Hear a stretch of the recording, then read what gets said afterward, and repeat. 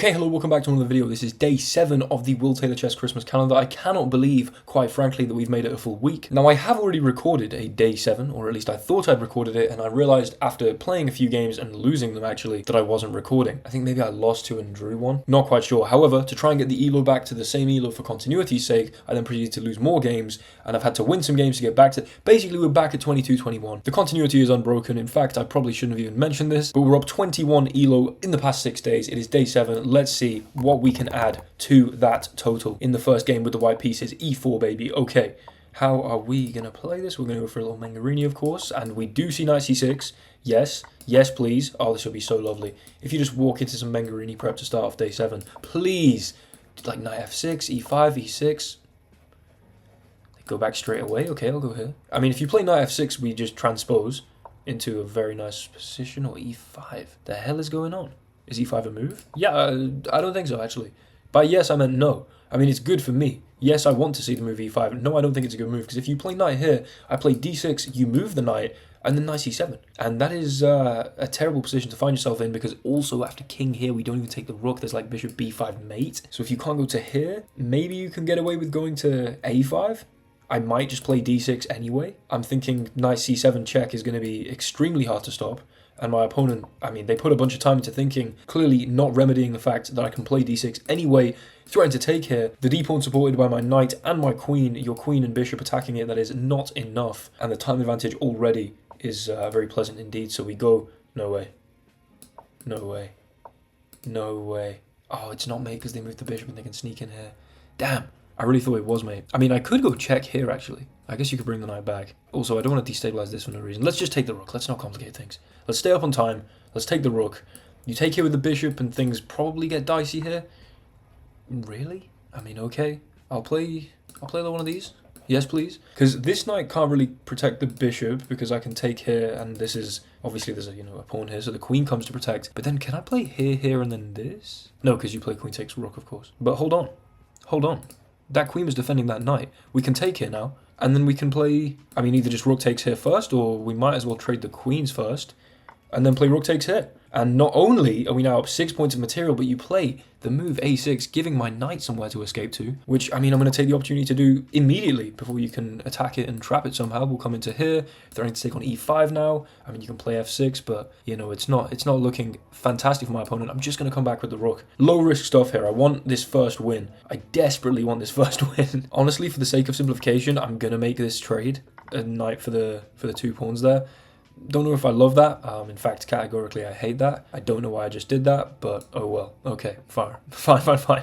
We're up a full rook at least. I'm going to play bishop e2. If you play knight takes here, I can play... Oh, no. Oh, wait, yeah, rook c1. Because we defend the knight through after takes, right? Yeah, okay, we're good. I feel like I am overcomplicating this, but it does seem, at least visually, very simple now. We don't have a double check. I can play this. You go here. Let's just keep moving. I see no reason not to just keep on moving. If I can get castled, my life is going to be significantly easier. And let's just do that.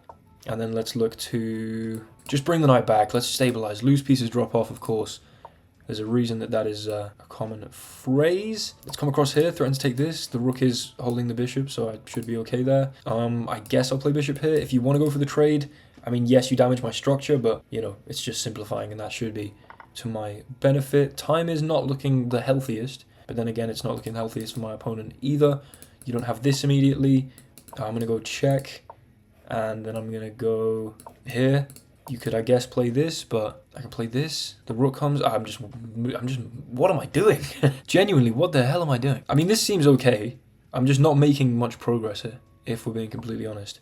Now, that should be beautiful. That should be a beautiful way. That should be an absolutely beautiful way to wrap up the game. A nice little tactical denouement here.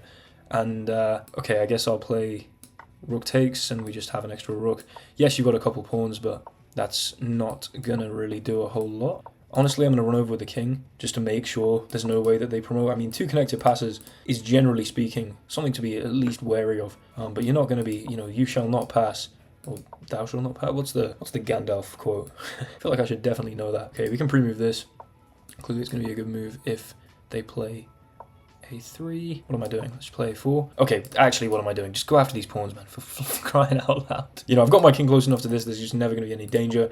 And yeah, I mean, I kind of hate to flag my opponent here. It's not exactly the most romantic way to do things, but it's certainly an effective one. And we can just go here, and we can, you know, pick this up. We can go for a little check. Why not? Why not? You're gonna go under here. Okay. Now I'll go like this, and I'll go for a little check. Go for one of these. You're gonna take that pawn. Okay. Okay. Okay. Give him some more time. Oh, damn. Not in time. 7 elo. Nice. Let's hit the analysis board. Okay. What on earth? Apparently, I made a fairly massive rook g5.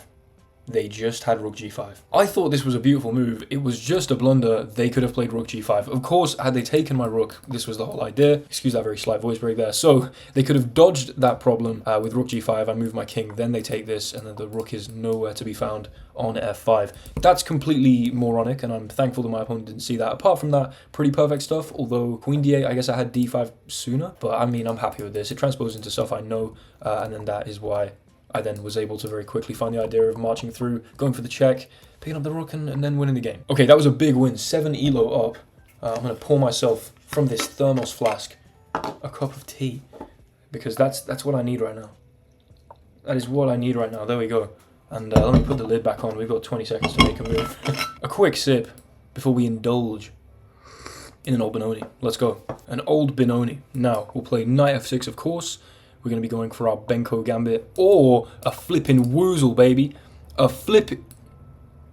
Okay. I mean, catching them off guard immediately. We can take this. We can go g6, bishop g7, kingside castles. Perfect, unrivaled dark squared bishop. Yes, please. Huh? I'll go h5 to want to prevent this. I am a little unsure. Come on, please, man. Please. Miss it. They're going to have g5.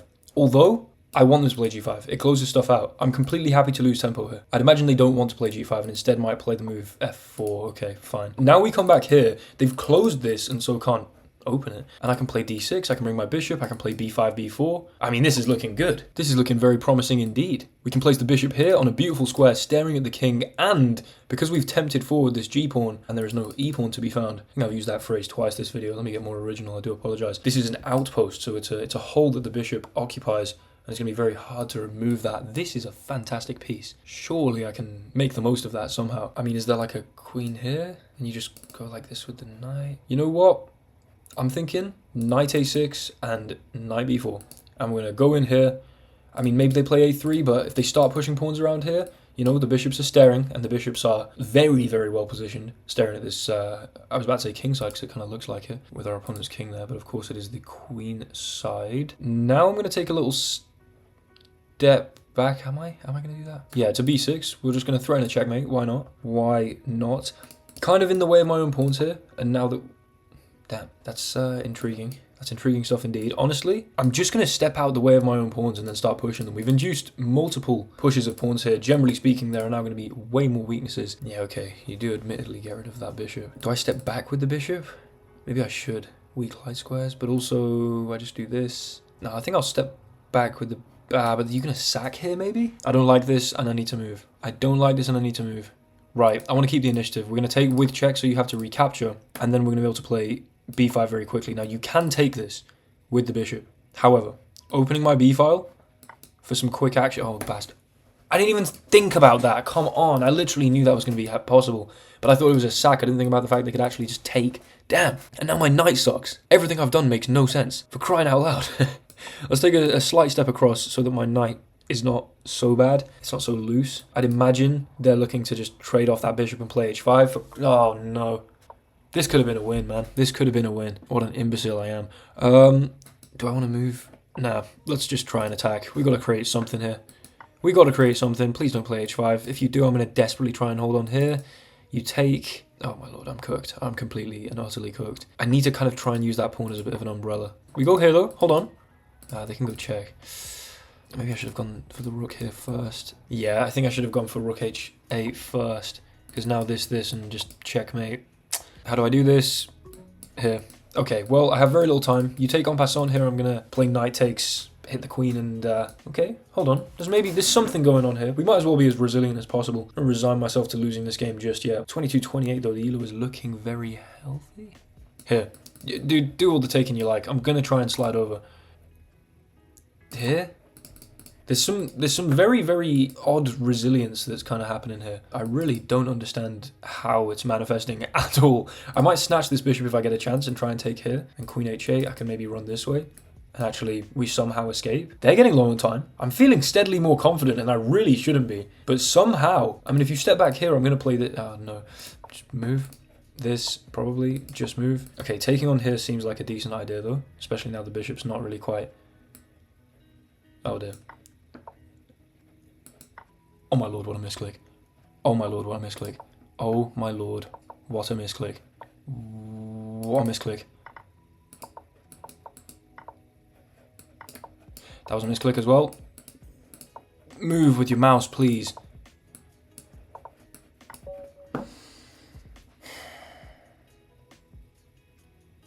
I didn't deserve that anyway. Let's be honest, I did not deserve that anyway. I cannot lament that loss. Jesus, that was a mess. Apparently here I had bishop here, and then what are we looking at? Oh, bishop takes g3 because this is pinned. No! Oh, come on, man. Think with your brain. Bishop e5 would have basically won on the spot there. That sucks. And I did have a big advantage at this point as well. Oh, I knew that. Okay, fine. Oh, damn, I did deserve that from the opening at least. Then I missed a chance here and then somehow held on relatively well. I mean, I wasn't, you know, getting mated where I felt like I really should have been getting mated. Although, okay. King g7 here and apparently I'm fine. Here, and do I play rook h8? I do. Rook h8 and I live somehow. Right, fair enough. I think a bit more composure is needed. 1 win, 1 loss. We're still up 1 elo. Let's go. A nice win here will leave us up on the day. e4. We're at 2-2. 2-2. Very nice stuff. Like a pair of ballerinas, baby. 2-2-2-2. Okay, we get another Mengarini Sicilian. Will we see knight c6? Will we see like an e6, a d6, a g6? I mean, you can basically play anything in the Sicilian. Any of these little pawn moves. Let's try and build a bit of a time advantage here because I should be relatively comfortable. I mean, yeah, they're trying to play a Najdorf, but it's like, are you good enough to play the Najdorf? You know, maybe knight b3, that's a good move. Who knows? Bishop e6. You know, are you Gary Kasparov, basically, is the question we're asking ourselves. Now, if I castle queenside and go for this kind of queen d2, queenside castles plan, I think I walk directly into my opponent's prep, or into at least how they're most comfortable. Also, there's this hook on a3. I think, against specifically a very mature-looking Najdorf, I think I'll hedge my bets on the king side instead. I don't know if that's the correct use of that phrase. But we are building a nice time advantage. Knight h2, and I'm thinking to break with f4, basically.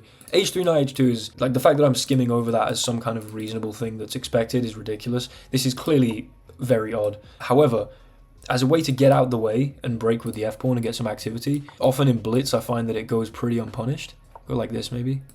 Takes, get 2 central pawns would be nice. Losing my bishop here, but I'll play d4 and compensation. Again, quick decisions should bear fruit as I proceed to just think for ages. Let's go here. Whack the pony into d5. I mean, they do concede the Boleslavsky hole, bit of terminology right there, on d5 and playing the Najdorf. And I guess you want a piece there, which I've just filled with a pawn, but oh well. We have won the light square bishop now. They may be about to immediately capture this light. That's a bishop pair. Huh? What? Why'd you do that? Bishop h2. Nice little alcove. Little serendipitous alcove for the bishop there. Ugh. Okay, actually, I hate this so much. What have I done? What have I done? What have I done to my king? Take, I guess. Oh, bloody hell. This is not going well. This is actually not going well. I thought everything was going very well. I played h3, knight h2, and just thought, you know, I said it often goes unpunished. I may be about to eat those words, and they will not taste good. I can assure you. Bloody hell. Here, g6, maybe? I don't know, but we're vaguely holding stuff. If you do play g6, there are some weak dark squares for maybe a long-term threat. I can maybe take and you take back, and then I grab this. Weirdly enough, oh my god. Guess you're going after this, right? I'm gonna go here. I want this knight to go back. Then, do I take this, or do I instead play, like, you know, bring a rook up and try and come over? You are just going to take here, though, aren't you? Oh, I should move. Do I activate one of my opponent's pieces? Probably it's less than wise. Although, actually, hold on. Move your rook, f7's weak. We're going queen f3. I'm doing my own attack. I'm not scared of this. I'm not scared of this rook c4 nonsense. However explosive c4 is in real life, I don't buy this move. I mean, you know, I should be a professional chess commentator, let's be honest. Okay, damn. I guess you're just going to play this and try and mate me here, right? Okay, bold. I like it. How bold's g3? Queen h3, peut-être? Honestly, Something's telling me rook here, and I need to come up and over, otherwise I'm completely toasted. Now, I might still be toasted anyway. You know, if the knight comes in here, and then rook h3, queen f2, here. I don't know, but we're going to have to try. And the rook on the h file is going to be definitely exciting. King h1. Now, if I'm being stupid and they have a mate here... Wait, Entschuldigung, mein Freund? That defends the mate and takes the knight. And the back rank's held, and we've now just got a rook and a queen. Oh yeah, baby, and this is hanging. Are you serious? There was no rook c2. There was no rook c2 at all. We're up on time. I'm feeling fairly confident. Let's go. You're going to go rook across here? Probably. I mean, that does make a lot of sense, and it's still very scary. I mean, I could really stack up the protection here, and then maybe sneak into h2. Yeah, this is just a mate threat. The check, the trade, h2, and we're fine. Just move. Why not? Why not just move? You're going to come in here? I mean, again, this is weirdly held, and you just don't have that much time at all. Your time is dwindling, my friend. Absolutely dwindling. Oops. That was probably poor to allow, but... I'm thinking things might get a little operatic if you don't trade that rook. Things might get a little operatic if you don't trade that rook. They do trade that rook. However... Oh yeah, baby. That's the flag. I was hovering over this. Maybe I was going to give them more time there, but then I thought, I can't be bothered to do that and then lose. That's the game. We're up another 6 elo on the day. I might as well have a quick analysis. 27 elo total. Okay, I'm in an absolute mess, but I was never in much trouble at all. The worst my position got was after rook h3, queen here, king h1. And of course this was a blunder, but bishop, or rather, sorry, queen b6 apparently was necessary. You hit my bishop.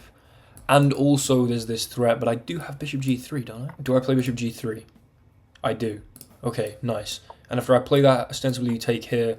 Maybe this collapses at some point, or maybe you just pick it up like this. I don't know, though, because don't I have a move like... Oh, no, because my rook would hang. Okay, I was thinking we could, you know, maybe make a very interesting little mate threat, but that would have been far more complicated. But again, we were never really losing to any meaningful extent. The knight going here, I should have just taken the rook, but then after this, I just thought I was... Oh, my lord, just bring the flipping bishop back. There was never anything on h2. Okay, I was seeing ghosts there, admittedly, but we clutched the win anyway, completely winning in the end. Had they moved the rook, of course, off to here, trying to threaten something, we'd have had a nice little opera mate, courtesy of Paul Morphy, which by I mean myself, interchangeable names really. Thank you so much for watching day 7 of the Will Taylor Chess Christmas Calendar, WTCCC.